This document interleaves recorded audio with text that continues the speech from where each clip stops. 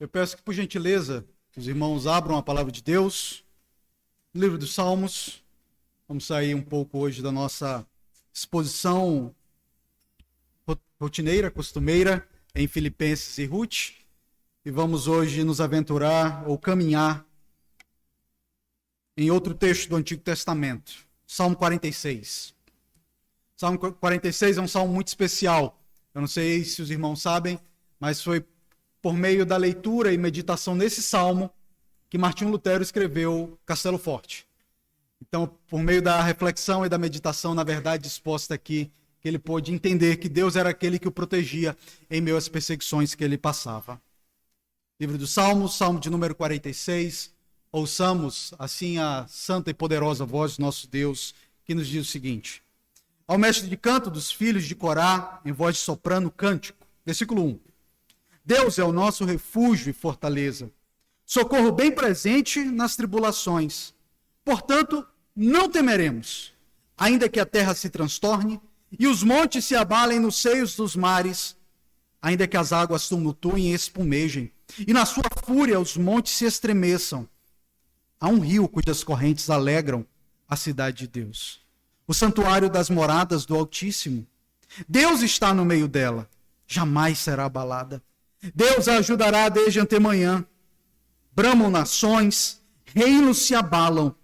Ele faz ouvir a sua voz e a terra se dissolve. O Senhor dos exércitos está conosco. O Deus de Jacó é o nosso refúgio. Vinde, contemplai as obras do Senhor, que assolações efetuou na terra. Ele põe termo à guerra até os confins do mundo, quebra o arco e despedaça a lança, queima os carros no fogo. Aquietai-vos, sabei que eu sou Deus. Sou exaltado entre as nações, sou exaltado na terra. O Senhor dos exércitos está conosco. O Deus de Jacó é o nosso refúgio. Vamos orar? Senhor Deus, Tu estás conosco. O Senhor é o nosso refúgio, socorro bem presente na tribulação. E confiados na Tua promessa, confiados na Tua palavra, nós chegamos diante de Ti, rogando, como filhos do Senhor, como ovelhas do Teu aprisco. Fala conosco, Senhor. Enche o nosso coração de alegria, fortalece a nossa alma, nos encoraja para a caminhada ao Teu lado, confiando em Ti a todo momento. Nós oramos assim em nome do Senhor Jesus Cristo. Amém. Queridos, eu estava assistindo o jornal essa semana e vi uma matéria que chamou muita atenção. A matéria falava basicamente de um novo tipo de turismo que está sendo muito comum, especialmente das pessoas que moram na capital, lá em São Paulo, que é o turismo do sono. O que é o turismo do sono? Há vários tipos de turismo. Tem um tipo de turismo que você viaja para conhecer um lugar. Tipo, por exemplo, você não vai sair daqui para o Brasil, sei lá, juntar uma grana, ir para a Disney e dizer, não, quero descansar, ficar no hotel todos os dias. Não.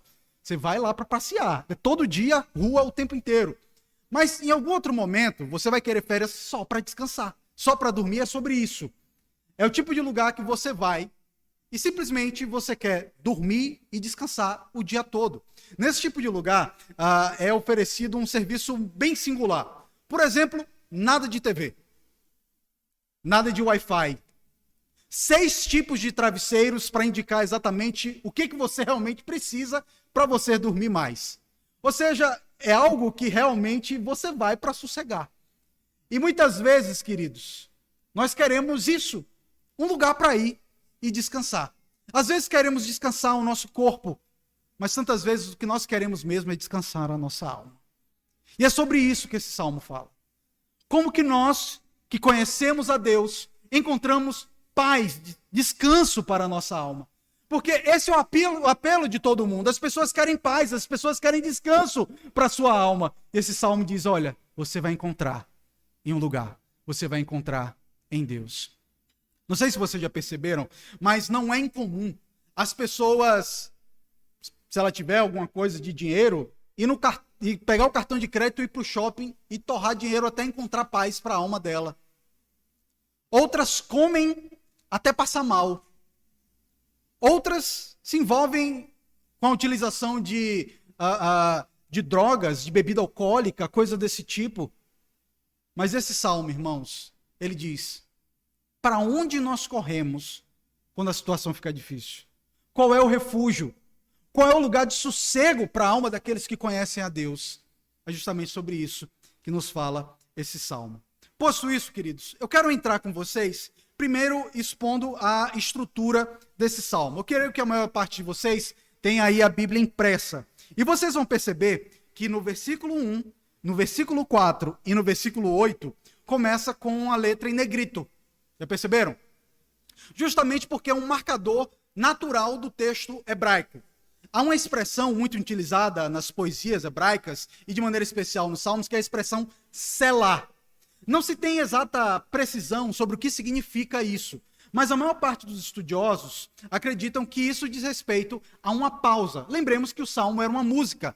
Então nós temos coro, temos estrofe e temos também pausas. Então talvez um interlúdio musical ou alguma coisa desse tipo. Mas o fato é, a expressão selá é um marcador de pausa, de mudança de assunto dentro do salmo. E é justamente nesse contexto que no final do versículo 3 aparece a expressão selá. No final do versículo 7 aparece a expressão selá. No final do versículo 11 aparece a expressão selá. Mostrando então que o nosso salmo ele é composto por 3 seções. E eu quero que vocês olhem comigo a estrutura para que possamos entender exatamente sobre o que trata essas 3 seções. A primeira seção está dos versículos 1 a 3, onde o salmista expõe a confiança em Deus, mesmo em meio a grandes tribulações. A segunda parte, os versículos 4 a 7, nos apresenta a presença abençoadora de Deus no meio do seu povo. E a terceira e última parte, os versículos 8 até o 11, nos mostra a vitória do Senhor sobre os seus inimigos e a consequente paz do seu povo. Bem, se você não gravou, fique tranquilo, nós iremos caminhar no texto e lembraremos cada uma dessas divisões. Vejamos então a primeira parte do nosso texto, os versículos 1 a 3, onde o salmista fala da confiança em Deus, mesmo em meio a grandes tribulações. Vejam como o salmo começa no versículo 1. Deus é o nosso refúgio e fortaleza, socorro bem presente nas tribulações. Aqui nós conhecemos, já falei com os irmãos sobre isso, sobre a estrutura da poesia hebraica, que eles utilizam muito a repetição de ideias, para trazer ainda mais ênfase sobre uma ideia anterior, trazendo uma amplitude para a compreensão do que ele quer dizer. O ponto principal aqui do versículo 1 é dizer que Deus é aquele para quem nós devemos correr quando a situação fica difícil. E para definir isso, o salmista utiliza de 3 expressões para dizer o que Deus é para nós. Percebam, a primeira coisa que ele diz é: Deus é o nosso refúgio. O refúgio é o lugar para onde corremos quando a situação fica difícil. Não sei quantos de vocês já tem um cachorrinho e já brigou com o cachorrinho, brigou feio, porque ele bagunçou tudo, você saiu de casa, quando você voltou, estava lá aquela bagunça, e aí você fala com o cachorro, e aí o cachorrinho sai correndo para debaixo da cama. Já viu isso? Ou então uma criança, quando sabe que aprontou alguma coisa, e aí sabe que o pai ou a mãe vai corrigir ele, e aí o filho vai e se esconde. É um lugar que nós corremos e nos sentimos protegidos. E a primeira coisa que o salmista diz é: sabe para onde é que eu corro quando a situação está difícil? É Deus. Deus é aquele que é o meu refúgio. Ele que é o descanso para a minha alma. Veja, não há nenhum tipo de problema em termos alguém que amamos para podermos correr para essa pessoa. A mãe geralmente tem esse papel, né? É para que nós corremos quando a situação está difícil. Os nossos familiares, amigos, alguns amigos que são mais chegados do que alguns irmãos nossos. E eu digo assim: eu corro para fulano porque eu sei que ele me apoia. Mas deixa ele dizer, vai chegar um dia que sua mãe vai faltar. Ou que ela pode falhar. Vai chegar um dia em que seu grande amigo vai falhar com você. Mas há um amigo que nunca falha. Há um pai que nunca falha. E é por isso que ele diz: antes de tudo, lembre-se que além do apoio humano, além das pessoas, existe um Deus maravilhoso, que é justamente para ele que nós devemos correr. É justamente nele que encontramos paz para a nossa alma. Mas ele continua. Ele diz em primeiro lugar que Deus é o nosso refúgio. Mas em segundo lugar, ele diz que Deus é a nossa fortaleza. Talvez até pela ideia de refúgio, de um lugar em que nós vamos para nos abrigar, pensemos que fortaleza aqui é a ideia de uma construção forte que vamos para nos proteger. Mas não é isso. a ideia de fortaleza aqui é que Deus é aquele que me dá força. Porque tantas vezes Deus não nos tira do problema, mas Ele nos dá força em meio ao problema. Então, irmãos, quando nós passamos por dificuldade, a primeira coisa é correr para Deus, sabendo que quando as energias, o ânimo, a força vai embora, nós temos aonde encontrar. Você já chegou num ponto que você se sentiu esgotado? Você disse, acabou para mim, deu tudo errado, eu estou acabado. Mas o salmista diz, há um Deus que é a sua fortaleza. Há um Deus que lhe dá força. Quando você se sente completamente destruído e esgotado, Deus, Ele se apresenta como a nossa fortaleza. Mas em terceiro lugar, ele diz que Deus é o nosso socorro. Nós utilizamos bem a expressão socorro como uma forma de pedir ajuda para alguém. Fulano, me dá um socorro aqui. Só que a ideia de socorro aqui diz respeito a alguém que faz algo que eu não posso fazer. Por exemplo, eu gosto de usar essa ilustração. Imagine que você cai numa piscina funda, você não sabe nadar, o que é que você grita? Socorro.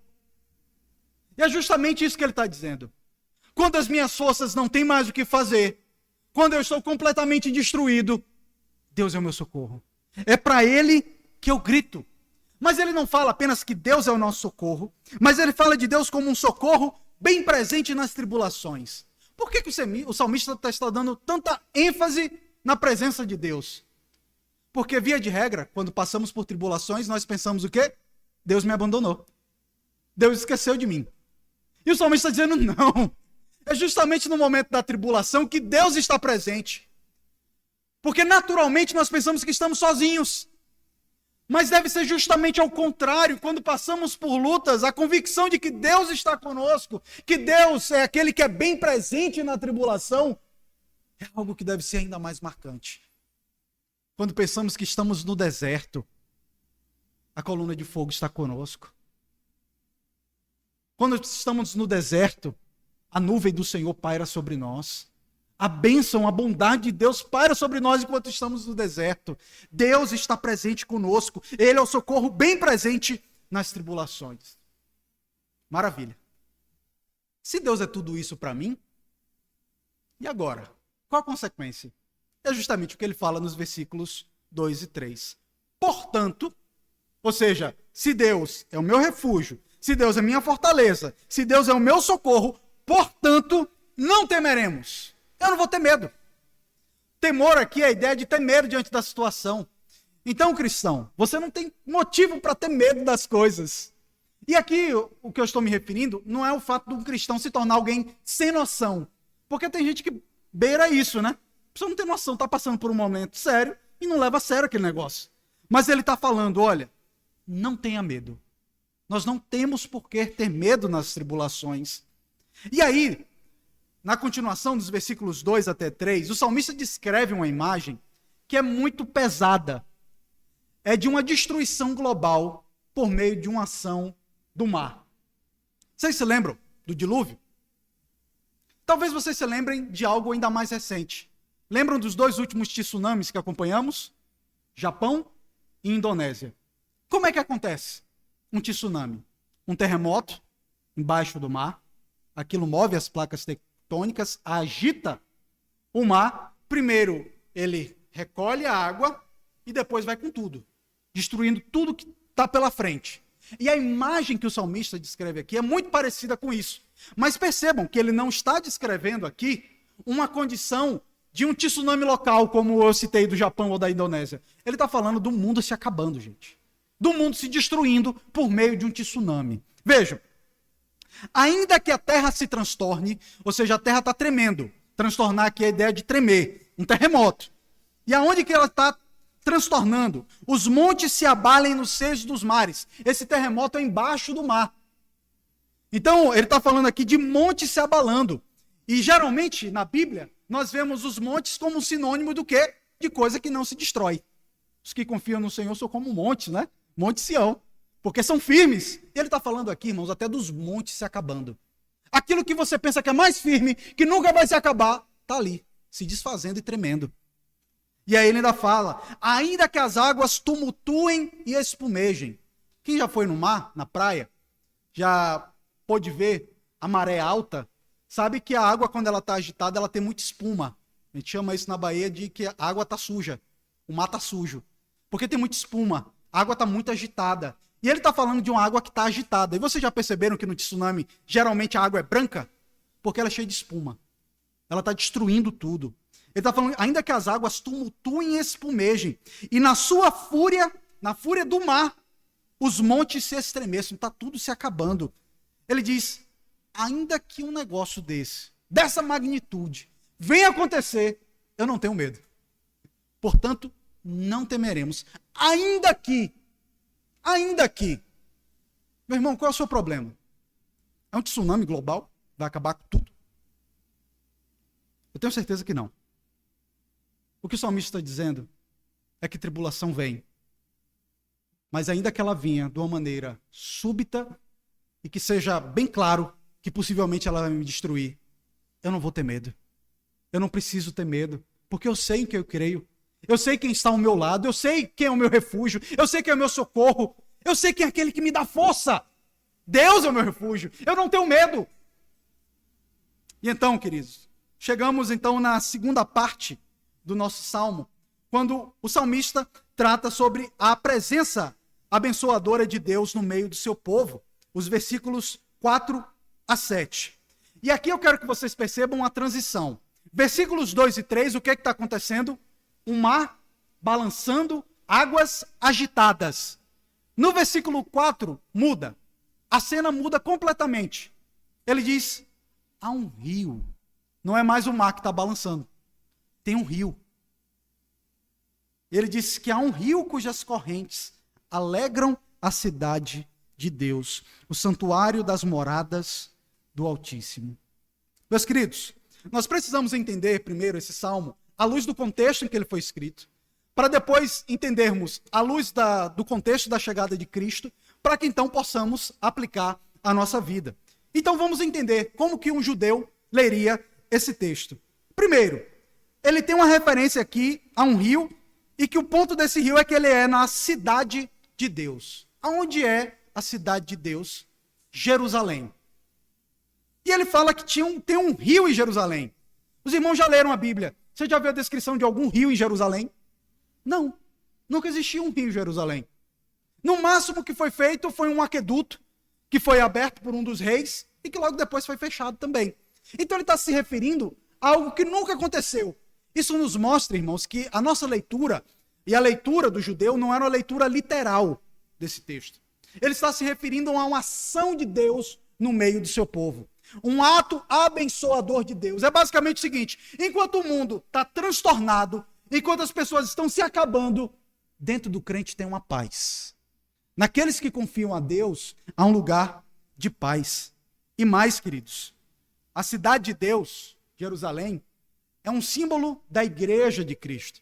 Jerusalém era o lugar para onde todo o povo de Deus ia para poder se encontrar com o rei, com o profeta, com o sacerdote. E nós entendemos que essas três figuras são encontradas na pessoa de Cristo. Então, quando nós chegamos na igreja, adivinha onde você está entrando? Na cidade de Deus. Aonde é a cidade de Deus hoje? É aquela que foi bombardeada? É aquela que foi destruída? Não! Você está na cidade de Deus. Esse é o lugar onde os crentes se reúnem. Um local onde o povo de Deus se reúne para cultuar ao Senhor. E ele diz que esse lugar, o santuário das moradas do Altíssimo, se Deus manifestava a glória dele naquele templo, naquela cidade, hoje ele manifesta a glória dele em nós. Nós somos morada do Altíssimo. E ele está falando que há um rio, as correntes de Deus, que alegram a cidade de Deus. Não é que o mundo deixou de se acabar, não, tá? O mundo está se acabando, mas a alegria para os crentes. Queridos, lembram-se o que o Senhor Jesus Cristo disse? Aquele que crê em mim, como diz as Escrituras, haverá de fluir dentro dele um rio de água viva, que nunca vai nos deixar novamente ter sede. E o salmista está falando sobre isso, dentro da linguagem da antiga aliança. Há um rio, há um Espírito, o Espírito Santo de Deus, que consegue, em meio à tribulação do crente, trazer uma paz que excede a todo entendimento. Quando você pensa que vai ser destruído, o Santo Espírito Consolador de Deus, o Santo Espírito da promessa que Cristo disse que não nos deixaria sozinhos, vem até nós e consola, conforta e encoraja o nosso coração.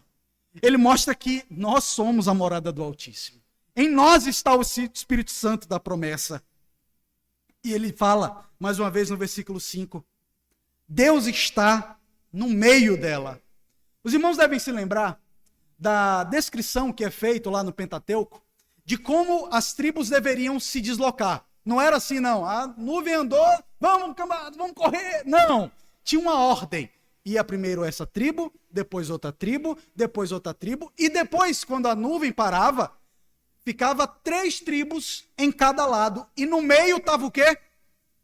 O templo, o tabernáculo, o local da presença de Deus. Não é à toa que Davi, quando estabeleceu o lugar da construção do templo, ele disse, vai ser aqui, no Monte Sião. O local aqui, onde vai ter a manifestação da glória de Deus. E ele está falando que Deus está no meio desse povo. A centralidade do templo na antiga aliança, a centralidade do templo em Jerusalém, aponta para a centralidade de Deus aqui. Deus está no meio dessa cidade. Quem é o centro? Quem é o alvo? Quem é o foco de tudo o que acontece nessa cidade?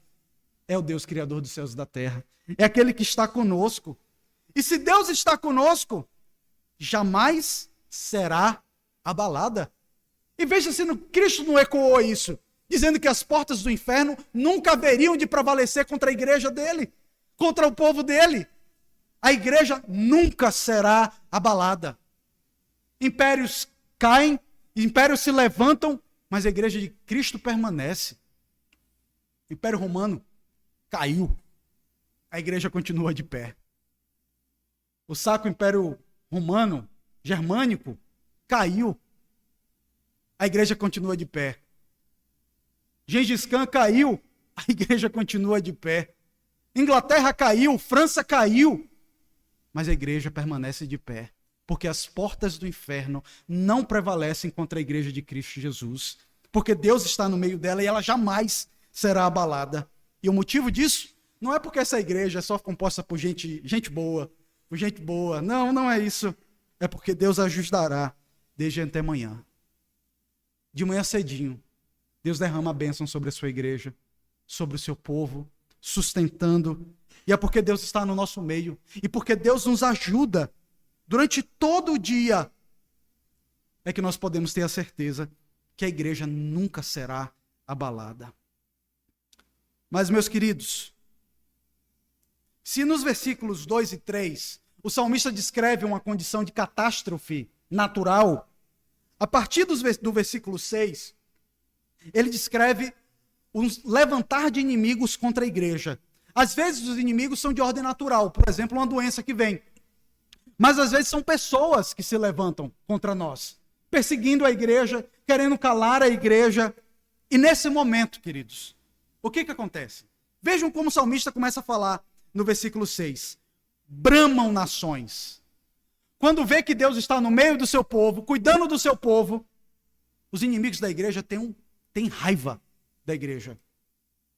Quando você liga o jornal e vê as pessoas gritando raivosamente que a gente tem que acabar com esse conceito cristão de família, a gente tem que acabar com esses valores judaico-cristãos, normativos, heteronormativos, e aí vai.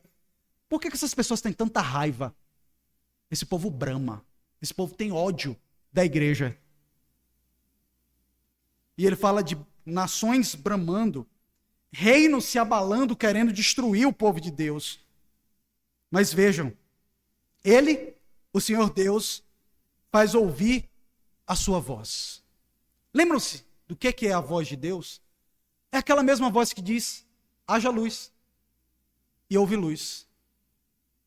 É aquele mesmo que diz, Senhor, se o Senhor mandar, eu sei que o meu servo vai estar curado. Eu quero. Vai, teu servo está curado.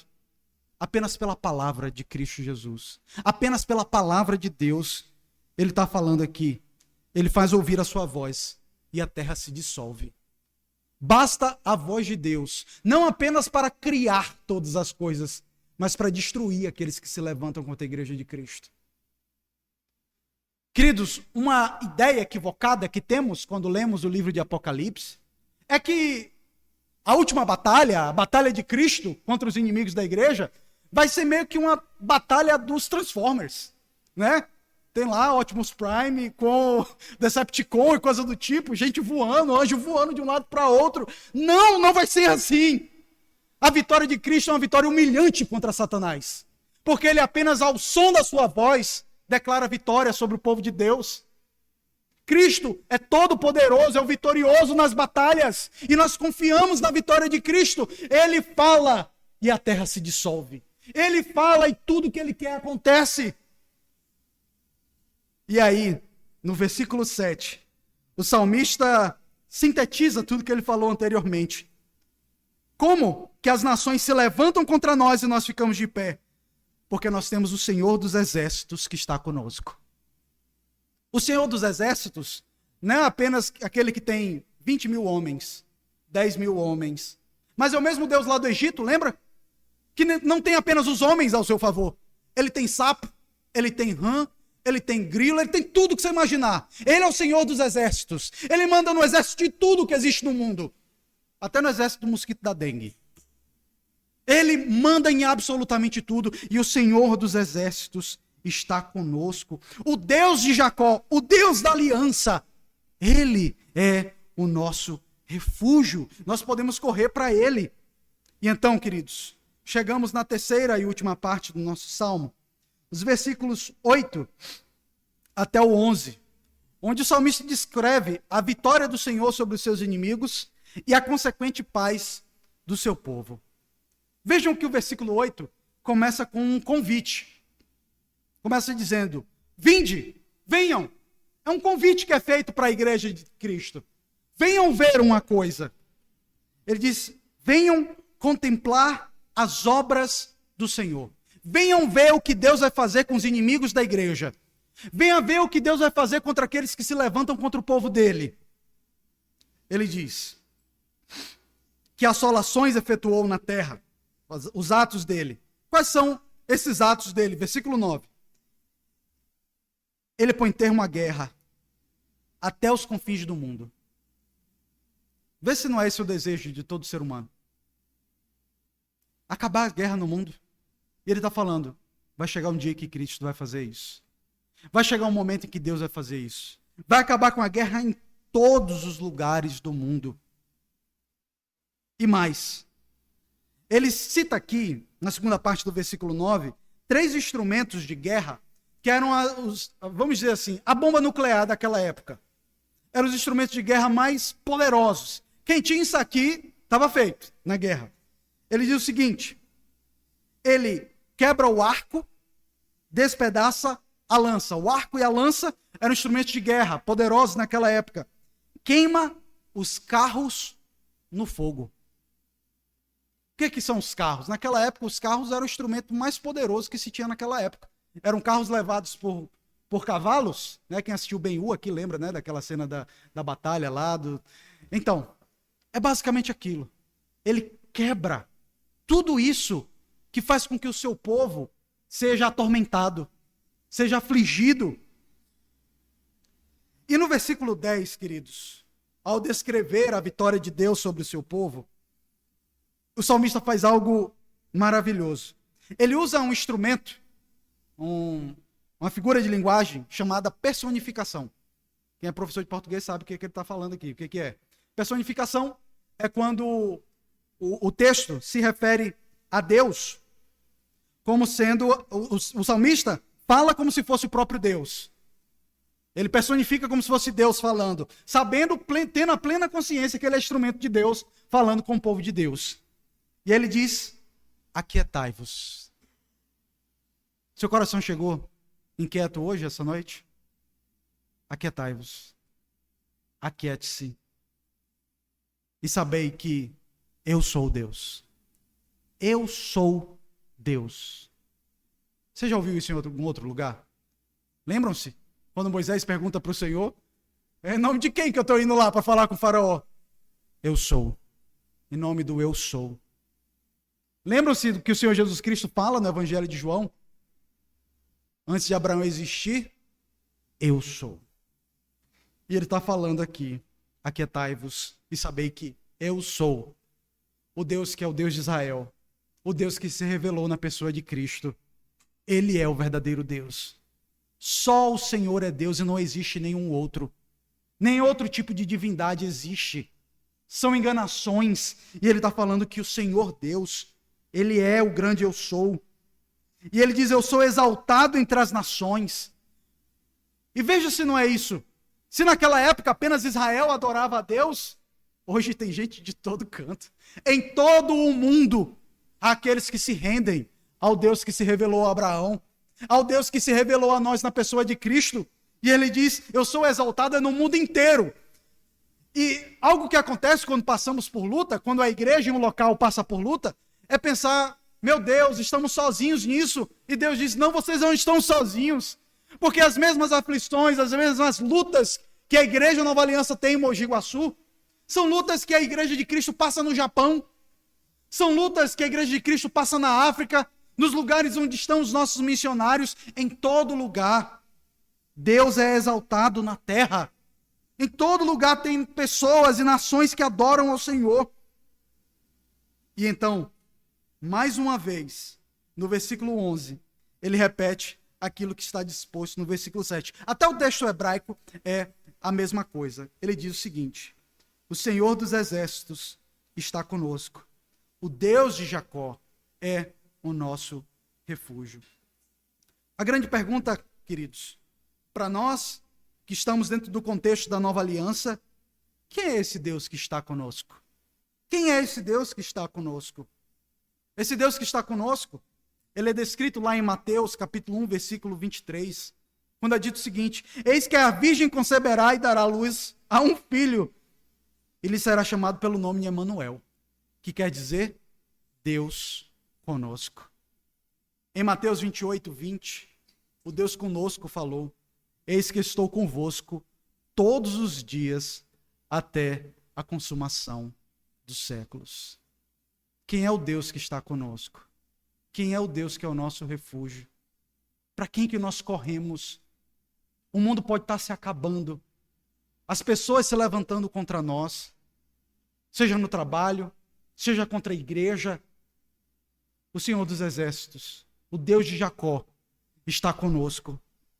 E meus queridos, eu quero concluir a minha exposição com 4 aplicações bem diretas para nós. A primeira lição que os versículos 1 a 3 nos mostram é que o nosso socorro não deve ser homens ou o dinheiro, mas o nosso Deus. Infelizmente, nós colocamos o nosso coração em um lugar errado. Pensamos, está difícil, mas a conta bancária está boa. Está difícil, mas eu tenho um fulano que está do meu lado. Não. Não deixe que essa pessoa seja o argumento principal aonde você deposita a sua confiança. O Deus de Jacó está conosco. Ele é o nosso refúgio. Por isso, nas tribulações, confie mais em Deus do que nas pessoas. As pessoas falharão com você. Aquele médico tão bom que você confia, que você acredita, muitas vezes ele é um ímpio, né? Não confie nele, tá? Confie no Deus que usa ele como instrumento. Deus é aquele que usou homens ímpios para fazer o bem do seu povo. Não foi isso? Ele usou Ciro, o rei da Pérsia, para libertar o povo. E Deus usa até mesmo homens ímpios que não acreditam nele para o bem do seu povo, porque todas as coisas cooperam para o bem daqueles que amam a Deus. E é por isso que nós podemos confiar no Senhor. E nós devemos, então, queridos, tirar todo o medo no nosso coração. Nós não temeremos, não tenha medo, busque o seu refúgio, encontre em Deus a paz para a sua alma.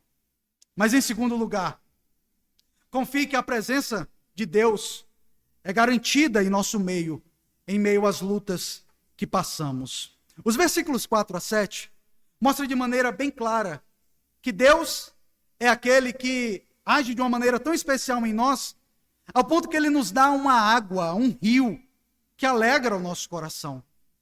E Deus é aquele que refrigera o seu povo, o coração do seu povo, por meio da ação bendita do Espírito Santo de Deus. Você não está sozinho. O Espírito Santo da promessa transforma o seu coração, lhe dá paz, consegue trazer para o seu coração a esperança que tantas vezes parece que vai embora. E deixe-lhe dizer, e por você ter dentro de você um rio que flui água viva, você pode levar para os sedentos dessa água da vida. Quantas vezes nós lidamos com pessoas sedentas, tal como aquela mulher que pediu ao nosso Senhor, me dá dessa água para que eu não volte a ter sede. E você, crente, você sabe onde tem essa água. E quantas vezes nós passamos por um amigo, um vizinho, alguém conhecido no trabalho e nós nos calamos. Temos da boa água de Cristo Jesus e nós não oferecemos da água para o sedento. Você pode ser canal de bênção na vida daqueles que não conhecem a Deus. Apresente aquele que refrigera a alma em meio à tempestade, em meio ao dilúvio. Ele é aquele que traz paz por meio de um rio que passa no meio do povo de Deus, no santuário da morada do Altíssimo. Em terceiro lugar, lembremos que em Cristo Jesus, Deus venceu todos os nossos inimigos, a morte e até mesmo Satanás. Os versículos 8 até o 11 descrevem basicamente isso. Deus é vitorioso. Deus é vitorioso na pessoa de Cristo Jesus. Veja como é descrito aqui. Como nós somos convidados a ver algo que Deus vai fazer. E esse mesmo convite é feito hoje. Você, crente, que vê o mundo desabando, vê as coisas ficando difíceis, venham contemplar as obras do Senhor. Nós não sabemos exatamente quando, mas você é chamado a contemplar o que Deus vai fazer nesse mundo. Ele vai despedaçar cada arma que existe. Sabe a bomba atômica que todo mundo tem medo, que está na mão de um presidente aí, seja russo, seja americano? Deixa eu lhe dizer, está nas mãos de Deus o controle daquela bomba e de tudo mais. E ele promete que vai destruir tudo. Jato supersônico, AR-15, tudo que você imaginar de arma. Tudo na mão dele não passa de palha. E ele diz, venham ver o que eu vou fazer. Eu vou acabar com as guerras no mundo. Eu vou trazer paz no meio de vocês. Venham contemplar as obras do Senhor. E queridos, um dia o Senhor Jesus Cristo virá. A vitória dele, que já aconteceu na cruz do Calvário e ressuscitando ao terceiro dia, haverá de ser plena. Nesse dia, ele acabará com todas as nossas aflições. Nesse dia, nós não precisaremos mais querer mudar de cidade, mudar de país para poder ter uma vida mais tranquila, porque em todo o mundo haverá apenas um governante, haverá apenas um só Senhor, haverá apenas uma só língua que proclamará a glória do Redentor. E todos nós, a uma só voz, haveremos de proclamar a glória do nosso Redentor, que morreu, mas ressuscitou e vive pelos séculos dos séculos. Devemos saber que o Deus Emanuel, o Deus Jesus está conosco e que Ele tem cuidado de nós e que a vitória dEle é a nossa vitória, é a vitória sobre as tribulações, é a vitória sobre a doença, é a vitória sobre as dores, é a vitória sobre o câncer, é a vitória sobre a pobreza, é a vitória sobre absolutamente tudo, porque em Cristo Jesus somos mais do que vencedores e nós podemos então descansar o nosso coração na obra bendita do seu Filho, na obra bendita de Cristo Jesus. E eu quero concluir falando com você, meu amigo, que está aqui nessa noite e que não tem Jesus como seu único e suficiente Salvador. Para onde você corre quando a situação está difícil? O que traz paz para a sua alma? Qual é o seu refúgio? Qual é a sua força? Qual é o seu socorro? Saiba que nenhum desses refúgios é verdadeiramente seguro. A única verdadeira segurança que você pode ter nessa noite é se a sua segurança for o Deus, Criador dos céus e da terra. Saiba que nenhuma das suas tribulações se compara com o dia de Cristo Jesus. Para aqueles que não estão em Cristo, a tribulação que haverá de vir no dia de Cristo, ela é terrível. Mas se você buscar refúgio nele, como diz o Salmo 2, versículo 12, bem-aventurados todos os que nele se refugiam.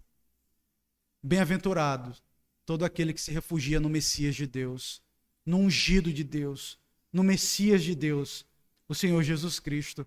E é esse Messias que nessa noite se apresenta diante de você. Renda-se aos meus pés. Tenha a mim como seu refúgio, como socorro bem presente na tribulação. E venha contemplar as obras que eu vou fazer. Venha ver. Essa é a mensagem de esperança. Por mais que as águas estejam tumultuando, espumentas nesse momento da sua vida, lembre-se que há um rio que flui dentro de você. Lembre-se do bondoso convite que Cristo faz. Venham contemplar as minhas obras. E lembrem-se que o Senhor dos Exércitos está conosco. Quem é o Senhor dos Exércitos? Ecoando o Salmo 24, o Senhor poderoso nas batalhas. Aquele que morreu, mas que ressuscitou e vive pelos séculos dos séculos. Corra para Cristo, ainda hoje. Oremos. O Senhor é aquele que encontramos paz para nossa alma, Senhor. O Senhor é aquele que acalenta o coração dos teus servos em meio às tribulações, em meio às lutas. O Senhor é o supremo pastor desse rebanho, Pai. Eu desconheço e ignoro tantas vezes a dor da alma de cada uma das tuas ovelhas, mas o Senhor conhece. E o Senhor, ó bom pastor, aquele que é o refúgio e fortaleza, que o Senhor seja aquele que acolhe o teu povo nessa noite, Senhor. Se alguém no nosso meio sofrendo, com incertezas, com angústia de alma, derrama da tua paz que excede a todo entendimento. Que tu, ó bendito Espírito Santo, possa trazer da paz àqueles que sofrem nessa noite. E tu, Santo Espírito, que convence o homem do pecado, da justiça e do juízo, venha quebrantar corações nessa noite. Venha fazer com que pessoas deixem de se esconder nas suas próprias fortalezas, nos seus próprios refúgios, e venham ter a fortaleza no Senhor. Venham ter o Senhor como refúgio. Se alguém nessa noite, Pai, que ainda não experimentou da boa providência do Senhor, da boa salvação do Senhor, que eles possam beber da água da vida nessa noite. Que eles possam ser saciados pelo Senhor. Que o Senhor transforme corações nessa noite, Pai. Que seja também uma noite de reconciliação contigo, em que aqueles que caminham longe do Senhor possam se reconciliar com o Senhor. O Senhor sonda o coração, o Senhor sabe exatamente o que passa em nós. E eu te peço, ó bondoso e poderoso pastor, apacenta o teu povo por meio da tua palavra. Nós oramos assim, confiando em ti. Oramos em nome do Senhor Jesus Cristo. Amém.